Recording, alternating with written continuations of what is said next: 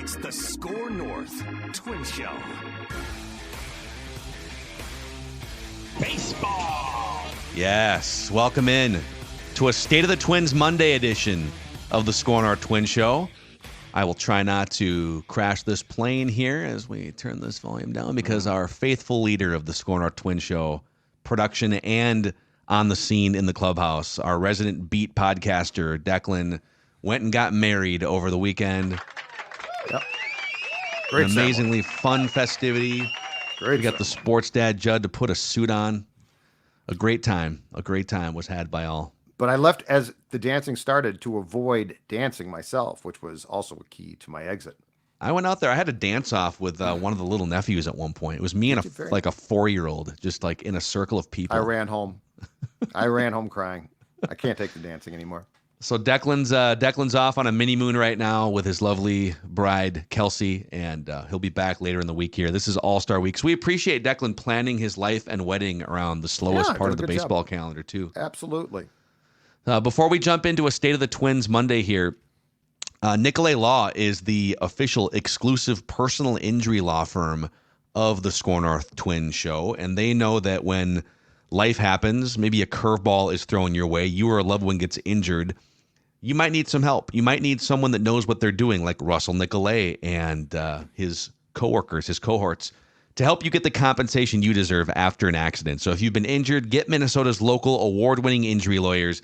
Get Nicolay at nicolaylaw.com or 1-855-NICOLAY, nicolaylaw.com or 1-855-NICOLAY. Okay, Judd, so let's go through just the overview, and then we can, and it can be kind of like, we'll go through the categories, your favorite current Twins thing, your least favorite current Twins thing. You can also go big picture if you want, because it's the end of the first part of the schedule. Sure. Wherever you want to take it. But so the Twins are 54-42, second place in the American League Central. And because Cleveland lost a bunch of games this week, the Twins, despite playing 500 baseball over the past week, gained a game and a half on Cleveland. So they're only 4.5 games out of first place. It's about time, though. Cleveland was bound to go on a streak like this or a slump like this. Yes.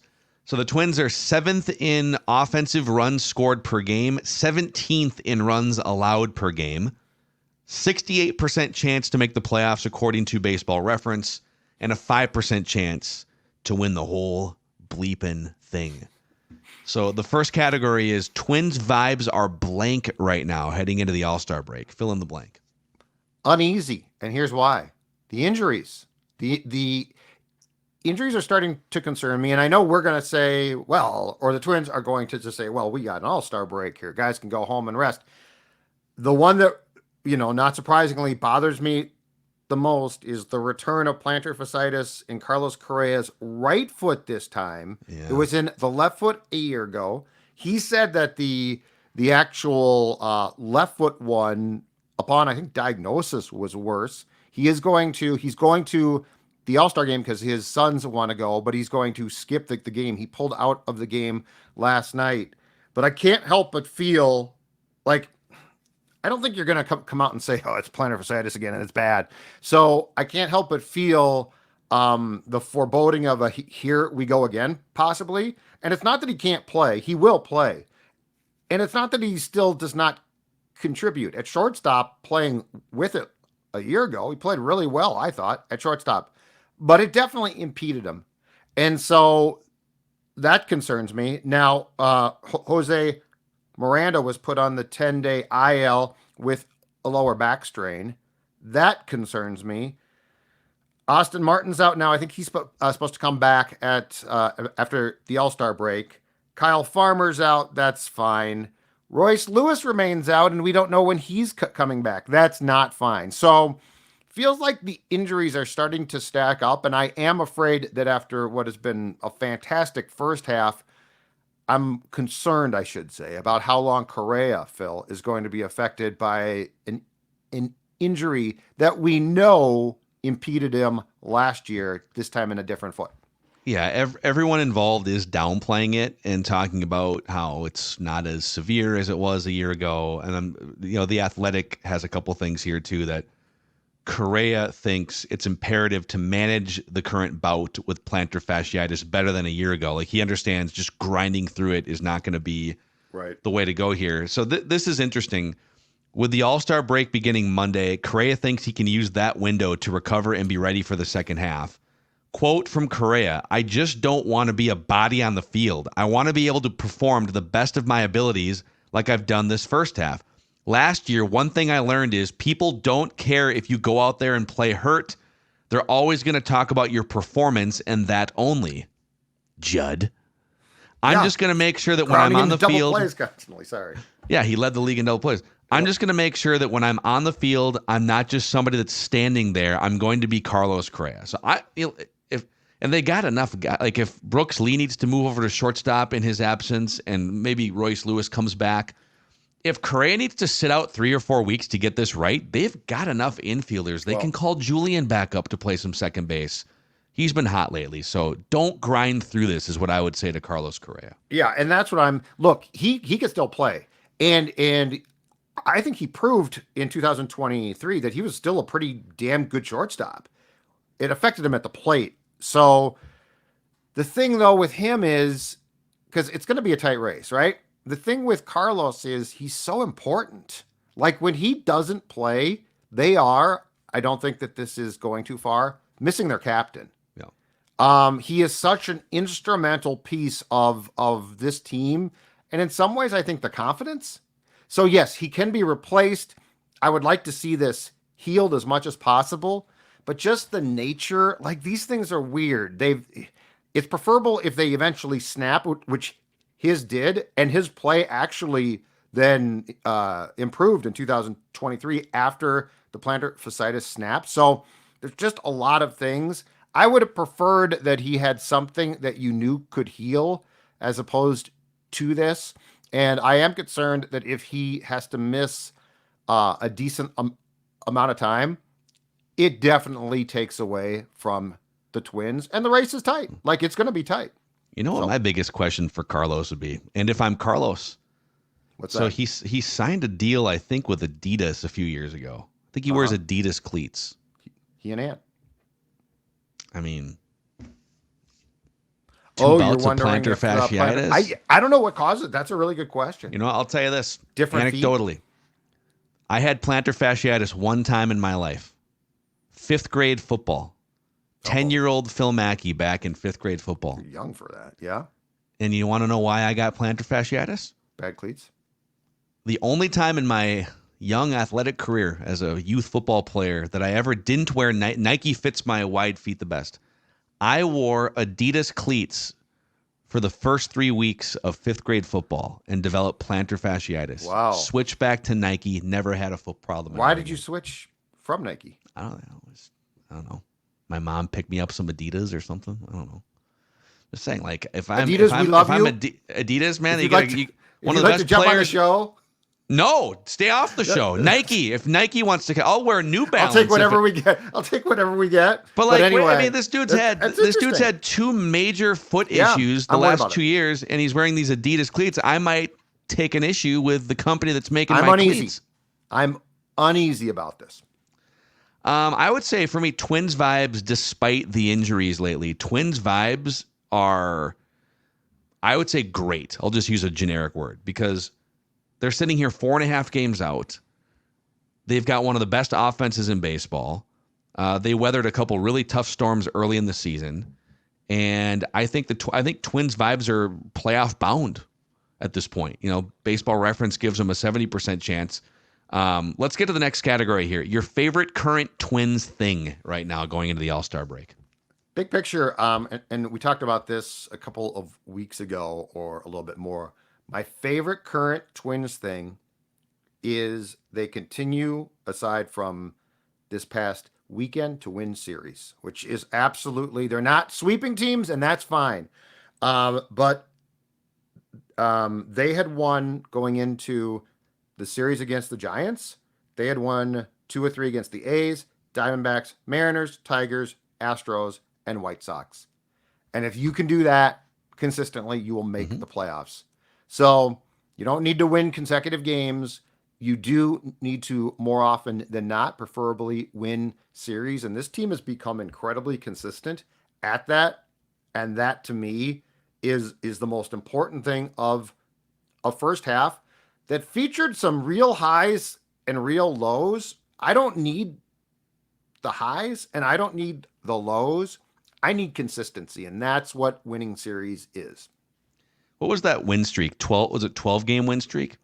Yeah, I think right. Isn't that funny that so they did rattle off that just near historic win streak, and they are exactly 12 games over 500. Sometimes that's what it is in baseball too, is like, can you just kind of win some series here and there and then get one big winning streak, and that's what puts you 12, 15 games over 500. Sure. At this point, that winning streak is the difference. But then like the jabs that they're throwing here, winning 2 out of 3, 2 out of 3, 2 out of 3 are also keeping them in the mix. So I'll go more micro on my current favorite Twins thing. So on Saturday, Carlos Santana hit a home run inside, what are we calling it now? Oracle Park now, Oracle right? Park. Oracle. It's always Pac Bell Park in my heart. First name is always the one that sticks, in my opinion. It's the most valuable. Yeah, if you paid for the first name sponsorship, Miller Park. Yes. So he hits a home run inside that stadium, and it's the 30th Major League Baseball. He's now hit a home run in everyone's ballpark in his career. And what's funny is he asked for the ball back, obviously, because for him it's like this historic home run. And I'm getting this from Phil Miller, Star Tribune Twins beat reporter. And the fan who caught the ball initially asked for Giants season tickets in return. Genius. Love this. Yes. And Carlos was like, and the Twins, no, we're not. Come on, dude. That's ridiculous. Usually you sign a bat or something. So here's the tweet from Phil Miller. Carlos Santana finally did receive his home run ball, the one that gave him a home run in all 30 parks, last night from the fan who initially asked for Giants season tickets. What did it cost him in the end? A pair of batting gloves, Carlos Santana said. So either Carlos Santana is the greatest negotiator in history, and we should send him around the world to solve problems, or this fan backed off more quickly from his. Like the fan goes from, I want something that's worth thousands of dollars in value, which season tickets at one of the most beautiful ballparks in America. Yeah. He's told no, and he's like, okay, some batting gloves. You don't even have to sign them. Just give me some batting gloves. Where's the middle gloves. Ground is my question. like I got no problem with that. Hey, season tickets in one of the most expensive parks, probably, right? And it's like the Twins are like, no. And you're like, okay. But then you go down to batting gloves. I want a helmet. I want a bat, batting gloves, right? Like, where's the middle ground, ask? I don't know. Like, yeah, I mean. That's ridiculous. You got to get at least a bat. Or some tickets to something, right? So you want tickets. Whatever, yeah. You want tickets. You clearly just want to be able to go to these games. They're expensive. It's San Francisco, for God's sakes, right? You can't. How about like, what should the middle ground be? I would want, if I'm starting at season tickets, okay, if you're not going to say yes to season tickets and you really want this baseball, right? Then buy me 6 pairs of tickets or 10 pairs of tickets, and then I want the bat that you hit the home run with. I want that bat. You're signed. Not getting that bat, but I just want a bat. Just give me a bat. Oh man! So congratulations to Carlos Santana, which, by the way, smell. And can we confirm that they were even like game used batting gloves, or did they just rip this guy off completely? Here's some batting gloves from the Team Pro Shop that are still in the package. But yeah, it's a ridiculous, like, I want the world. No. Okay, just give me a pebble. Yeah, give me, I don't know, just let me smell the pine tar on the bat, I guess, as well. But on Carlos Santana, so, he got off to this atrocious start, and then he winds up catching fire. So right now, among Twins position players, wins above replacement on the season. This is Baseball Reference WAR. Yep. He's been, in order, Carlos Correa, 3.5 WAR. Jose Miranda, 2.5. Byron Buxton, 2.5. And then Willie Castro, also 2.5. Wow. Followed by Ryan Jeffers and Carlos Santana. So he's been one of like their 6 most valuable position players, despite basically not having a hit until the middle of May. And Mike you wanted him off the roster because he was awful. Yeah, no, he's been good. And he's been great defensively. He made the error yesterday, which hurt them. But yeah, for the most part, he's provided a defensive stability at first base that this team has at times lacked badly.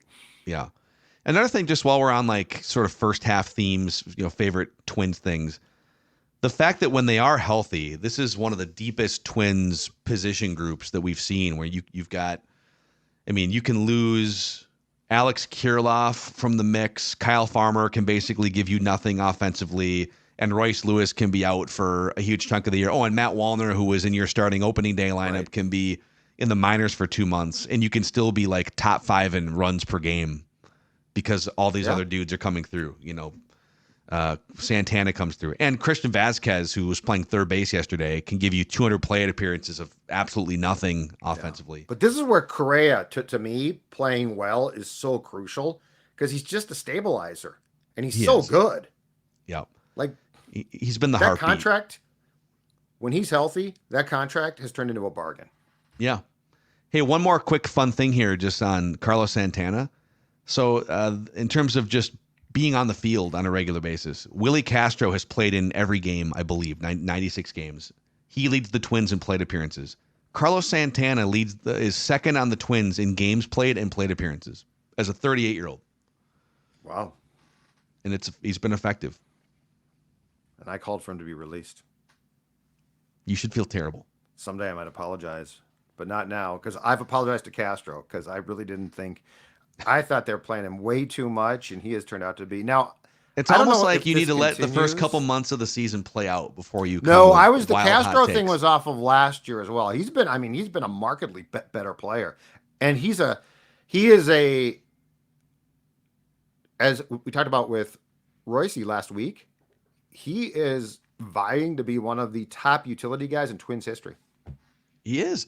We tried to go over that list on Friday. I need to sit down and look at this more. But, I mean, when you think about it, like they've had a ton of those guys, but I don't think they've had a ton that have done this much. And ordinarily, you don't play this many positions. This reminds me of when Ben Zobrist was at his zenith with the Cubs. That's what this reminds me of. And he was actually a great comp. He was a huge plus for that Cubs team. That's a great comp because Zobrist, it's rare that you find. We could list a bunch of Twins utility players. I mean, Nick Punto had a couple really good years despite being kind of a punchline, but he was an infielder. Right. Did not play the outfield. He had a great Gold Glove caliber third base year, could play some short. Yeah. But like the Ben Zobrist, you could put him in left, right, short, second, first. Yeah. And I would say Ben Zobrist is the best comp I've heard. That's a great comp. Thank you very much. But think about that pickup. Like, that's a hell of a... I mean, Detroit got rid of him. Yeah, and he's only 27, and he's under contract for what is like 2 or 3 more years, right? So he's not... I guess he's a free agent, so you get him for a year and a half. He's got 4 years of service time, so he's a free agent after 2025. And there's as Ben Zobrist found out, Ben Zobrist made a lot of money just being able to do everything and play everywhere and get on base and hit. I mean, doesn't Ben Zobrist have he won a ring in Kansas City, right? And did he also win a ring in Chicago? Cubs? I think he was on the Cubs team that won the World Series, if I'm not mistaken. I'm pretty sure he was. He was taller. He was a bigger guy, if I remember right. But yes, he was. Yes, yeah, he was a great utility guy. Ben Zobrist. So yeah, he won the ring in Kansas City in 2015, and then the next year he won it. He was the World Series MVP, actually. Okay, there you go. In 2016. Yeah, he hit 357 in the World Series. There you go. He's played in 3 World Series, has an 800 OPS. How much money would you guess Ben Zobrist made as a super utility player? Oh. I'm not great at this. I'm going to guess...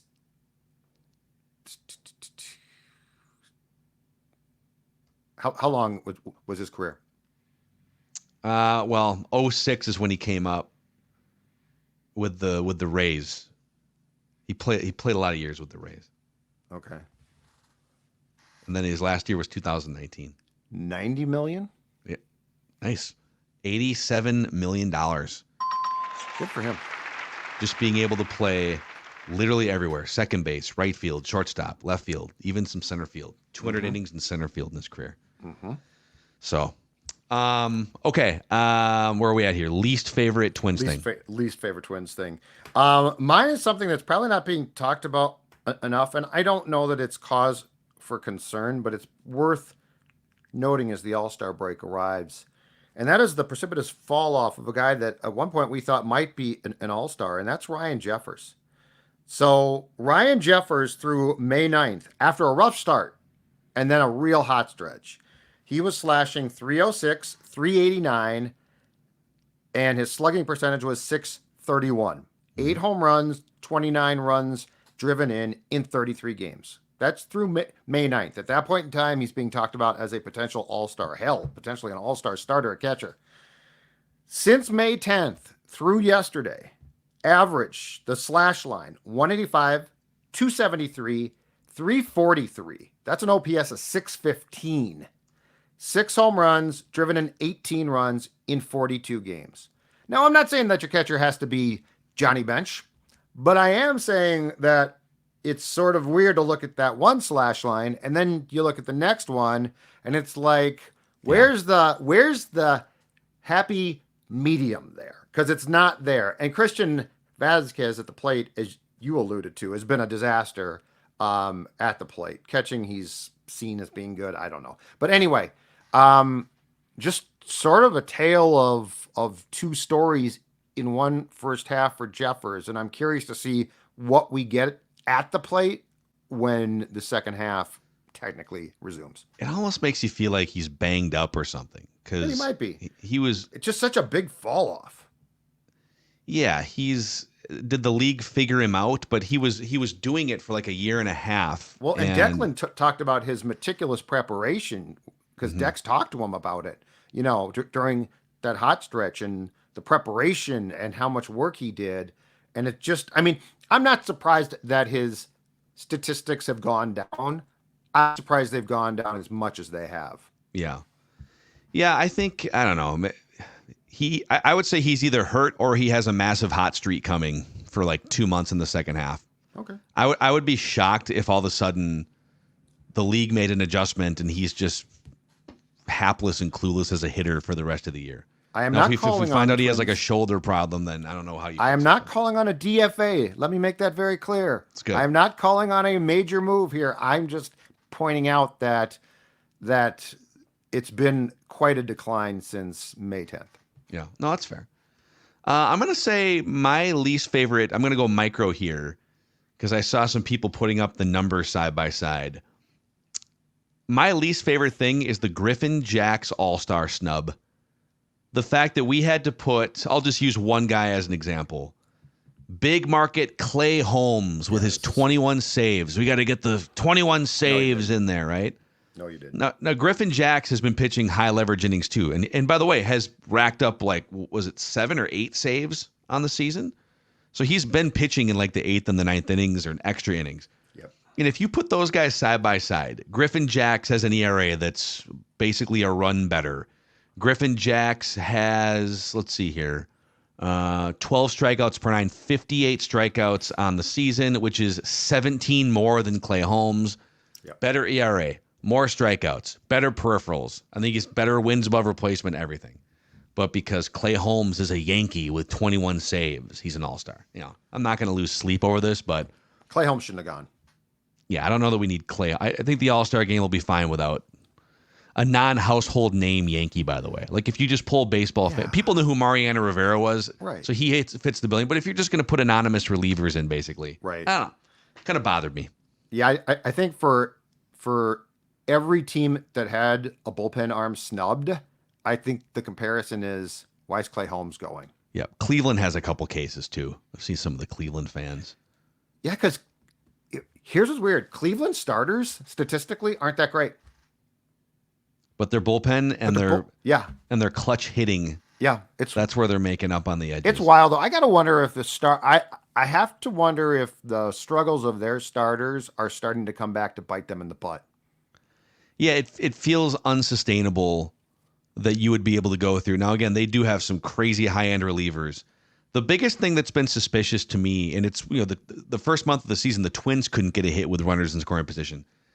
Cleveland was batting through the first 6 weeks like 375 with runners in scoring position, which is great. Like, credit to them. Totally not sustainable. And some of that's come back to earth. Yep. Can you sustain it by just being more clutch than everyone and having no high-end starting pitching? There's a good chance the Twins could still win the division. Let's just put it that way. Yes. One thing I would like to see the Twins do, though, and it's going to seem small, but it bit him yesterday. I would love to see, and this guy's made some catches, but if you think about it, big picture, and any Manuel Margot in center field experiment. Yeah, how about that? That dive he made for that ball was the beginning of all of the problems. Yastrzemski hit that ball, and that's sort of a weird gap, that triples alley that they refer to it at Oracle. What he was doing, I have no idea. You've got to make sure you just get that ball. But I mean, so Buxton, this is the trickle down. Buxton doesn't play because he ran into the damn wall and I think hurt his wrist on Friday. So Buxton can't play. Buxton might have caught that ball, but he certainly does not dive and miss it. And the Margot thing, Brooks Lee made the error on the throw that resulted in Yaz scoring. But the bottom line is that play has to be made, by the outfielders. Yeah. And that's the type of stuff that costs you in a playoff game. That ballpark is kind of wacky too. There's it's a lot like National League teams coming to Target Field and the different surfaces. An adventure sometimes, man. Coming in on balls from left, it looks like he has no idea at times what he's doing. Yeah. And the other thing is at the plate, so he's really good from the one side, or from against southpaws, right? He's good against them. But anyway, bottom line is, if you look at his first half, it's okay. He's not giving you.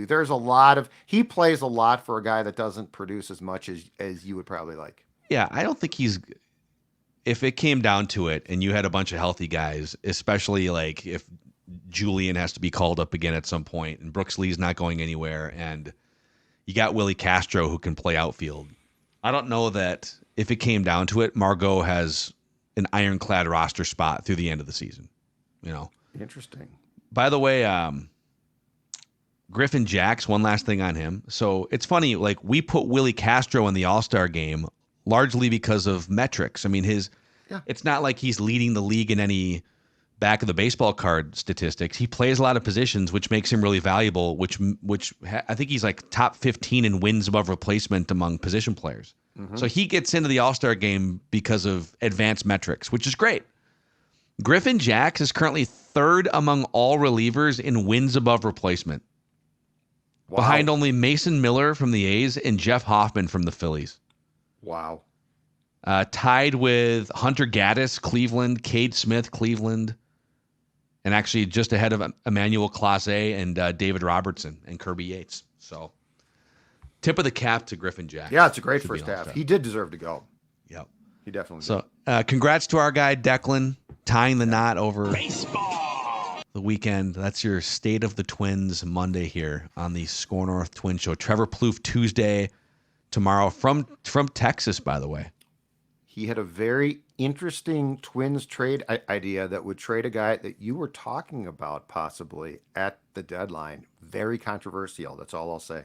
Can bring it. By the way, I think we have some schedule things we're trying to figure out. So either Tuesdays with Plouffe tomorrow or sometime when he gets done with the All-Star break. But we will hear those trade speculations at some point this week on the Score North Twin Show. Thank you, guys.